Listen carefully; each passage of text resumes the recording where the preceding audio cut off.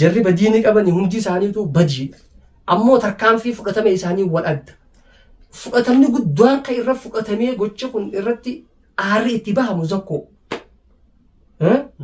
bakka mataan isaanii qabametti dameenuma laaftuudha qaqqabamti gurratti godhuun qaban itti godhuun qaban bakka kannuu fi hin qabnu bakka kannuu fi bakka duwwaa kana laaluu hin qabnu turre mataa isaanii eega qabame Khannisi tokko wanni qaba mootii qabaami khannisa guyyaa gartee mootiin keessaa hute yoo kaa keessaa ni faca'a guyyaa san waa beekaniin biyyatti waa beekanii bishaan guurte isummaan tol geesse deemtu jira tol geesse deemtu jira heddummaatee qoyxee khannisa mootiin qabne taati yeroo birraa akkana kana gaa mootiin qabaa ajajaa dura ta'an qabne jechuudha gaagurtiinis qulluma ta'e nama iyyuu karaa kanaaf caala haqa kana rabbii ka addeegu rabbi ammoo aan ati anaa fi ati inni namuu qinaacha dadhabaa qabna hanqina aqlee sammuu qabna hafuura ilma namaati wanni natti mul'anne si mul'atti nu mul'atti haqa dandeenyaa jennee hin dandeenyu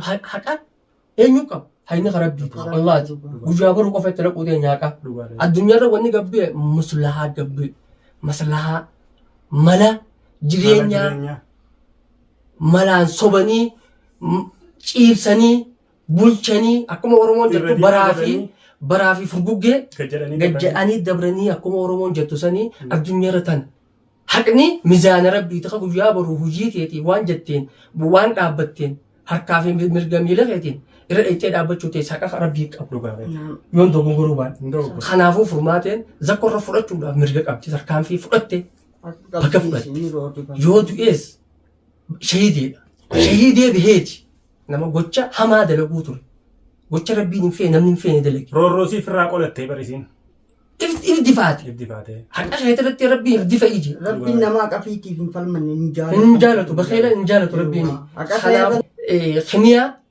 abdii warrootan biraa eenyu qabee itti geesse eenyu yaammate garee zakkooti eenyu jaarrate sheekni jedha kanaa eenyu amma asirratti gaafii sii qaba gaa jarri san duuba fedhu namni haa yaammatu fedhuu fi haa dhaqanii wayeeganii fi gartee yakka san keessatti hirmaatan itti gaafatamummaa hin qabanii waan jedhu jalaa baasuudhaaf guutuu zakkoorra deebifnamoo akkamii jechuu feeti akkin jechuu barbaade zakkoodha moo isaan itti gaafatamummaa hin qabanii jechuu deemta ani wanni isin jechuu jiru fakkeenyaaf namni gartee furmaatees haa ta'u jawaatees haa ta'u dhiibbaa fi gartee bifa adda addaatiin rakkina uumaa jiru zakkoodhaa jettee amma fakkeenyaaf kan isiinis dhimma itti qabdu yoo miitellee an fudhachuu danda'u jarri kaan ammoo guuza zakkootii akkas jettee barkan akkas jettee guuza isaatis ta'anii ta'uu baatanii eega yakka san keessatti gocha san keessatti isii miidhuu san keessatti hirmaatanii qooda keessaa qabaatan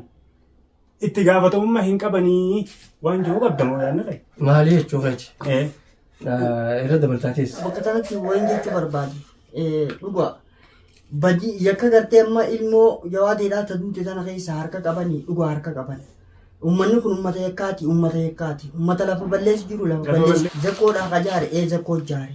Garuu jarri san yakka qabaa yakkamoodha badii balleessan lafa balleessan dhimma gartee ilmoo jawaatee taduute keessa harka qaban waliin gartee gamtaadhaan gartee waan kana raawwatan deebisi eega gartee waan kana raawwatanii duba furmaatumaatu gartee jara kan hunda ajjeesa maaliif furmaatee gartee harka dhiigaa godhuu feene furmaatee har'a gartee furmaateedha jennee faarsinutan guyyaa isiin tarkaanfii khaalis fudhatte akkuma arra faarsimu kana faarsina intala gartee harki kee dhiigaa jenneeni arrabsuun keenyan oolu maali kun hundinuu hin barbaachisu akkaataa tarkaanfii itti fudhatanoo qaamni gartee miidhame hedduu namni biraatis hedduu maaliif gartee nama tokko irratti itti dhiibnee tokkichummaan akka tarkaanfii fudhatu godhuun maaliif barbaachise kun hin barbaachisuun jaa akka fayyadamu.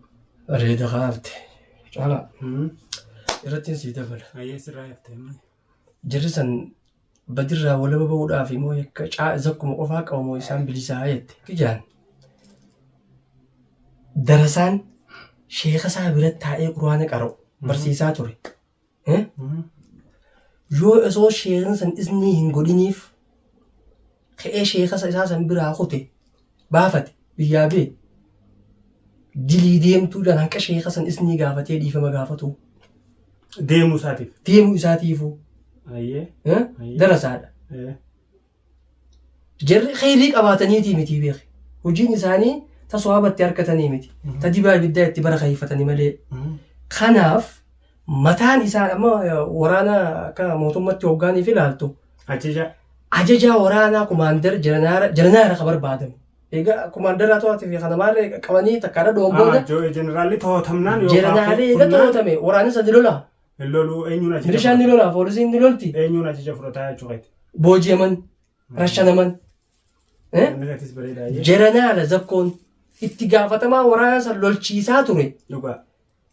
Qabeenya barbadeessuuf lubbuu namaa baasuu irratti namnummaan gartee gaafatamaa waraana guututti isa jaranaarticha manaajera jaranaara bakka saniifuu caalaa itti gaafatamaa waan san hundaa'u du'a taatus hidhaa umrii taatus adabamu jaranaarticha lolchiisaa waraanaati. Jarri badii qabaatu afaan isaaniitiin ragaa irra baate khimiyaa anuu harka keessaa hin qaba ana faadha. Fiidiyoo isin gadhiiftee jira. Ka'uutu cubbuu irra keenyee miti. Abdii akkas jee, zakkoon akkas jee, taan akkas jette. Rukutamtuun guddoon taanis. Duuba akka kanatti mataan isaan kanaa waliin qabee waan kan tarkaanfii fudhachiise eenyu. Jaranaartichi zakkoodha. Jara kaan darasaadha. Milishoota isaati. Tarkaanfiin zakkoorra fudhamtuu fi tarkaanfiin jara kaan irra fudhamtu wal adda. Harka dhibbarraa 99 tazakkoodhaati. Dhibbarraa 99. Badii hundinuu takkittiin hafte tajara hundaatiif adda qoodi haa. Bifa sanii ilaalamti. Bifa sanii ilaalamti. Akka mataa kiyya takka nama mul'atutti. Akkasuma namni furmaatee manaa baase akka furmaatni rukkaatee firraan itti ni godhe. Isa zakkoo. Kimiyaa dhuftee manaan baafne. Abdii dhufee manaan baafne isa. Kajaaree isa. Kababbaasuus isa. Gartee midhaan. Karaa hubachiisuus isa. Kakaroorsee isa. Hoggaa kana duba parsantii 99 bara akkasiin fudhate. Imaame jechuudha. Masgiinni hoggaa salaataaf dullataaf fuula rabbii dhaabbatan yoo imaamtichi Allahu akbar hin jedhe Allahu akbar jedhan jaani. Injaan jechuudha. Waan qaroo keessatti yoo dogoggorees dogoggoree hojjetan isa jala waan deemaniif.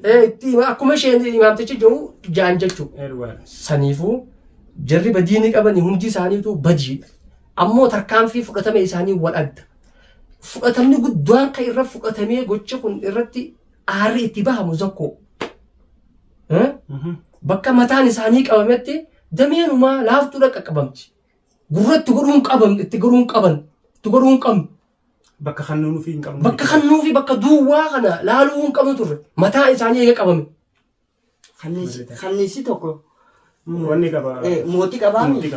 Kanniisa guyyaa gartee mootiin keessaa hute yookaan keessaa ni faca'a guyyaa san. Guyyaa san waa beekaniin biyyatti waa beekanii bishaan guurte. Isummaan tuuta walgeessa deemtuu jira. Ta walgeessa deemtuu jira. Heddummaatee qooyxee. Kanniisa mootiin qabne taati. Yeroo birraa akkanaa kana. Hoggaa mootiin qabaate. Ajajaa dura ta'an qabne jechuudha. Eewwa gaagurtiinis qulluma ta'eeti namayyuu karaa ittiin bobba'ee gala. Bobbaa galaan beeku jechuudha. Amma jarri eega gartee tokko irratti tarkaanfiin fudhatame. Isaan amma beeki akka nama gartee xayyaara tokko odoo deemu jiru hartaan jalaa badeeti. Hartaan jalaa badee jira. Baara gad jiran. Jara kana amma to'achuun isaanii waan nama dhibuusii miti. Ni dhiibnaa jechuutti hin jirru beeku. Jarri lakkii parsantuma takka qabaa baannu duubaa hafna jechuutti hin jiru. Ni dhiibnaa jechuutti hin jiru. Uummata kana nagee kannaaf jechuutti hin jiru. Isaanis bakka itti ba'an hin qaban. Mootichi qaxamteemi ilkee lamaan iddoo bu'e. Isaanis tarkaanfii wal fakkaataa ni fudhata. Akkaataa itti fudhatamu immoo akkas goona akkasi fudhatama akkanaa wanni jedhamu jiru. Bareedaadha. Anillee wanni yaadee waan sanji'eef ni beekta. Yeroo sanitti aartee jirtiiti. Isinis aarana baasuu diddaniiti gartee. Jecha jawaadeen san dura gartee an wareegameetiin na duubaan wareegamtaa jeen isii gaafa dhorkusan isii biratti fudhatama dhabe. Nutilleen yoo nufi yaaddattan taate haasoo keessatti boon tuffatamnee jirra moo akkamii aara isii baasuu dhabnee gartee roorrootan. Waan jootti nutilleen fudhannee turre. Bikka san irra dhaabbadheetiin wanni ati goote san sirriidha garuu inumaatu kaafee sitti aansita. Ammoo bilbilaas eega nu jalaa kaaste. deebii nu wajjin wal qunnamneet gartee tarkaanfii fudhachuu fi gartee karaa himmatti aanu dabruu dura nagaheeti dursaa. Bar caalaa waan siin jettee akka zannaaniini caalaa waan siifi jawaadeen fiidoo irratti haasoftanii dhagee yoon jaartiiti cicciree harkaa fi miilaa fi mataa morma isii ciree miikaa keessa si kaayee fuula hedduu facaasii namni kun aareeti xiiqii keessa galee rooroon itti baay'atteeti beekuun qabdu jechuu barbaade laal duba naaf yaati nuti huukaa tasgabbooynee ani bifaan isii tana gartee itti deebisuun amma fakkeenyaaf akkaan itti fudhadhee tokkas fakkeenyaaf yeroo sanitti jechuudha maaliif isiin aartee waan jirtuuf narraayis waan hin fudhanneef bifa san ittiin fudhadhean maali if duuba tasgabbooytee isii duuballee gartee namni barsillee gaafii si dhiyeessineeti maafi maamilleen johaadee bikka tanatti dhimma zakkoo kanarratti ati qurrama waan jettu ni qabdaa hunda jennee si gaafanne yoo nufi yaaddattu taate. Hedduu takkana irra deemtan. Maaliif kana goone isiin tun mana galuu dhabdee mucaa kana miciyoo tana gartee bilbilatti kannitee ol qaceelchitee wanni hafteef maaltu jira isiin mana kana keessaa dhiiroo johaadeen natti aaramoo maalii waan jiru. Mee caalaa ni beekta. Ilmi namaa kuni yeroo niifi gartee miira keessa gale tarkaanfii akka silaa aqliidhaa fi sammuudhaan yaadee fudhatu sana osoo hin taane tarkaanfii gartee itti dabree fudhata. If quban qabu aqliin irraa deemu wanni hin jiru. Furmaateen gaafa gartee jawaadeen rakkoo hamtuu keessa jiru irraa ka'uu diddee kanamayyuu dhiise. Irra ciccitee akka inni fayyu gartee tasgabbeessitee qabsoo dheertu hojii goote. Namni aarsaa hedduu kafalte. Namni bakka furmaatee san dhaabbatee gaafa sanatti jawaadeedhaan wirtuu lafee duudaa ta'ee utubee jira. Isaa ufee lafa geejee lafaa ol kaafte. Yeroo inni lafaa ol ka'ee gartee jireenya isaatii wal qabachuu eegalu namtittiin gartee jawaadee arra bakka nuti cabsinee kufinee lafaa ol kaafte isiidhaan irra qabsoo eegala.